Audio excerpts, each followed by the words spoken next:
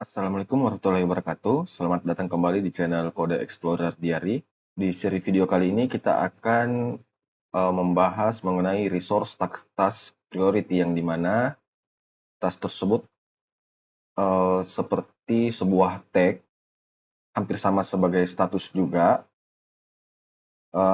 Dan untuk task priority ini mungkin sedikit lebih singkat dan sangat mudah. Oke, kita akan berpindah pada bagian selanjutnya.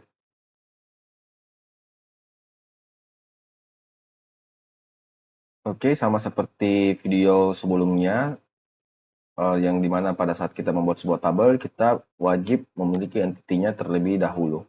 Di sini saya akan membuat sebuah entity yang bernama task priority.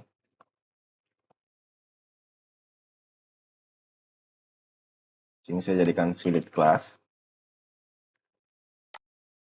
Nah, di sini saya pastikan saja kodenya agar teman-teman bisa langsung ketik saja, dan untuk mempersingkat juga waktu dalam video kali ini. Jadi hal-hal di dalam task priority tersebut adalah ada ID, name, description yang dapat null, color-nya juga, dan juga created at dan juga updated at-nya. Setelah itu kita akan membuat sebuah konfigurasinya juga.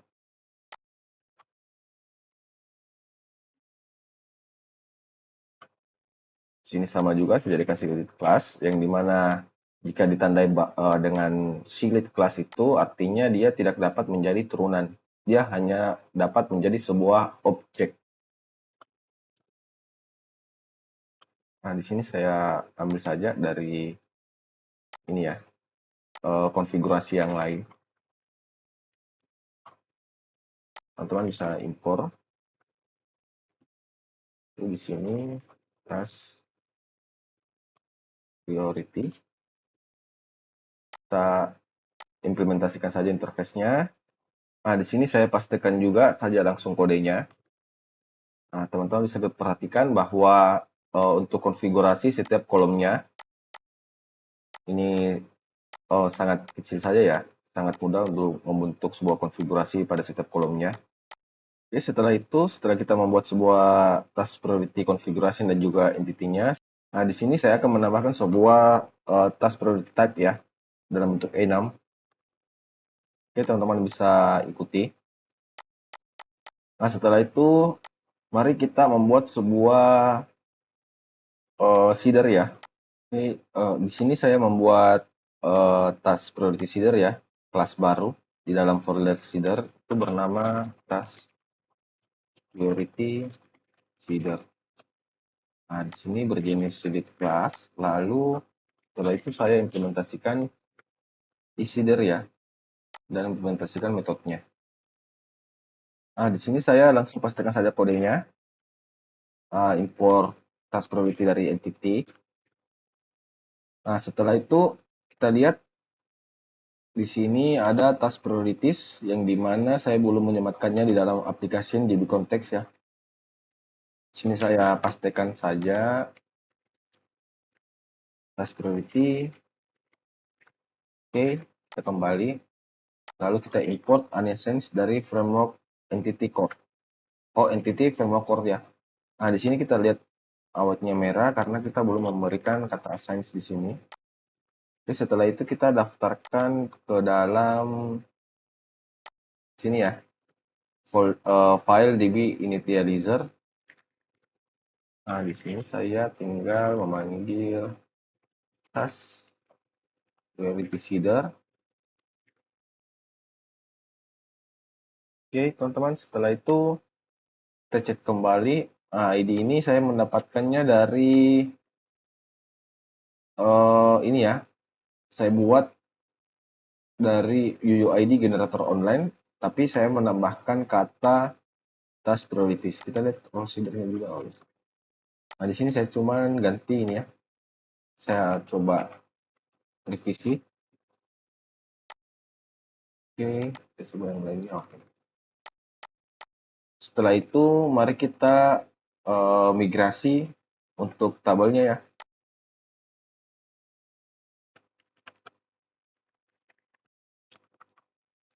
Sebelum itu kita pastikan dulu Docker-nya jalan. Oh, belum jalan ya.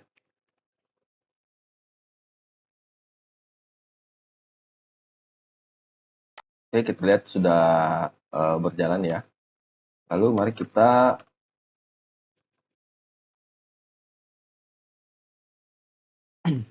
saya membuat migrasinya. Task priority dalam folder migration. Kita tunggu sampai dia selesai.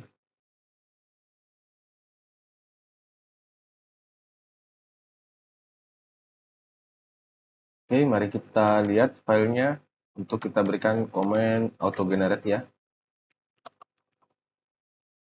Cukup saja yang ini. Setelah itu mari kita implementasikan migrasinya. .NET F database update. Oke, kita sudah sukses membuat tabelnya. Mari kita cek dalam database kita. Saya refresh dulu. Oke, kita sudah punya ya atas prioritasnya. Untuk datanya nanti dia akan jalan pada saat kita running aplikasinya. Oke, sekian. Kita akan pindah pada bagian selanjutnya.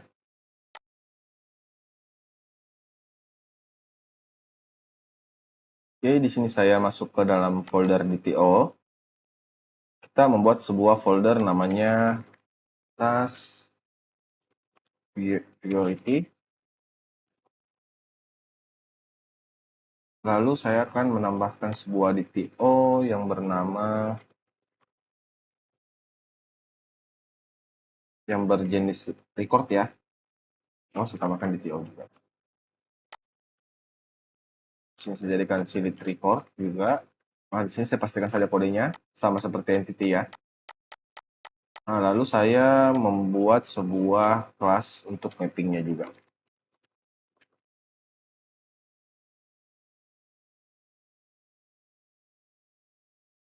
Kita jadikan static di sini.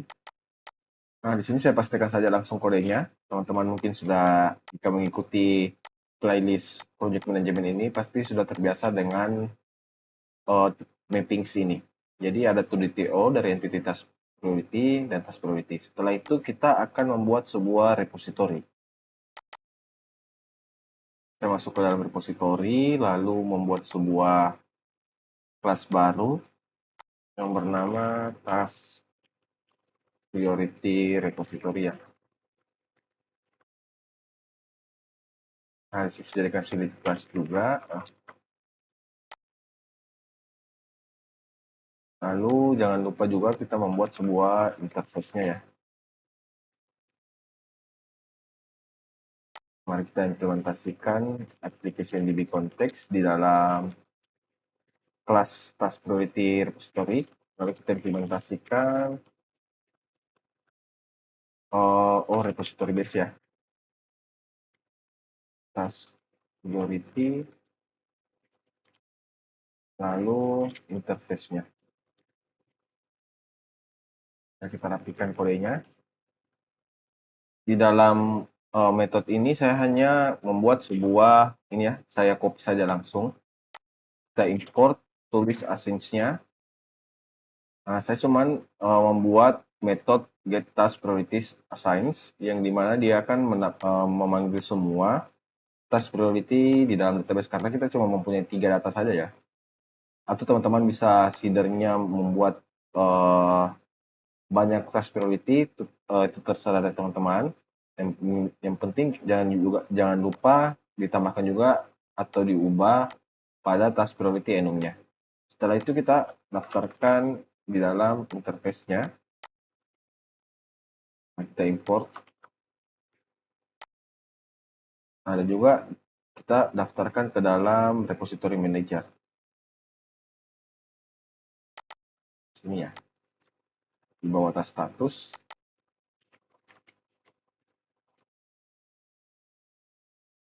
Lalu masuk ke repository manager juga. Saya copy saja dari sini ya.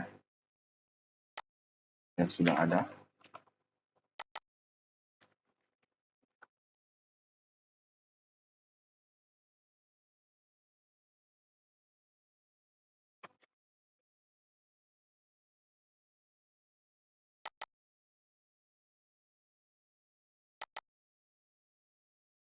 Oh, di sini mungkin ada kesalahan ini. Oh, nanti teman-teman bisa revisi saja kalau ada kesalahan kata seperti itu ya.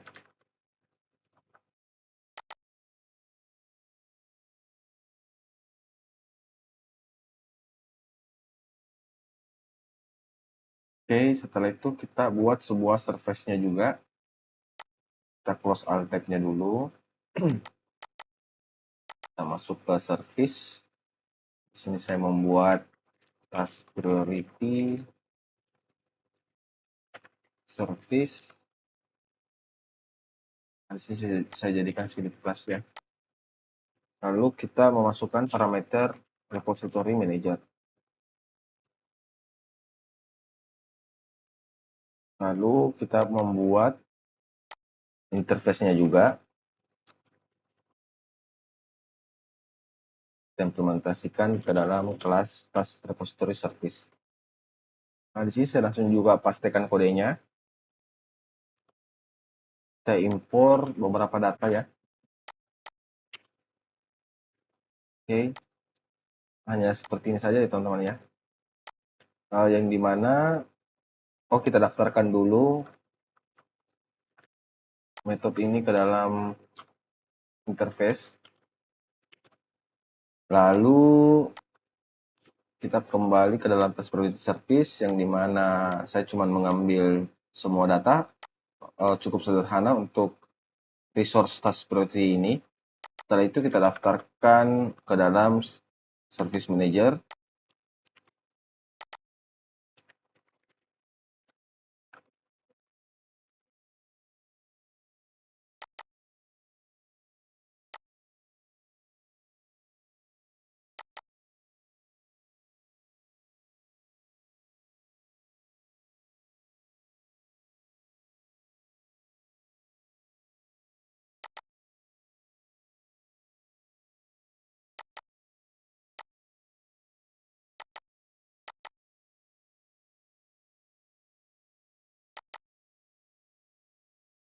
Nah, di sini saya cuma copy paste saja ya, karena setiap menambahkan service baru atau repository baru kita perlu mendaftarkannya ke dalam service manager maupun repository manager agar pada setiap parameter yang diperlukan pada controller itu kita tidak perlu menambahkannya yang kita butuhkan karena semua sudah ada.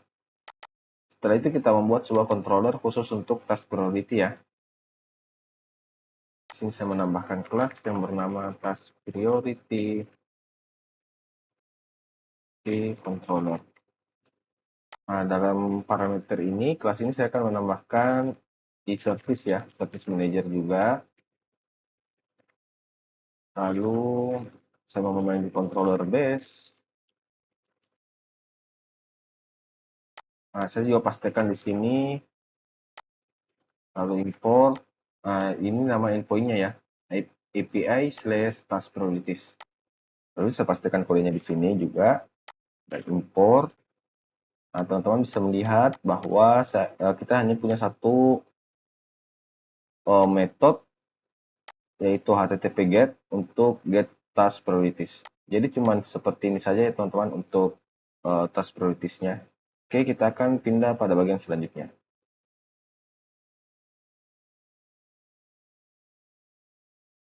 Mari kita jalankan project kita ya,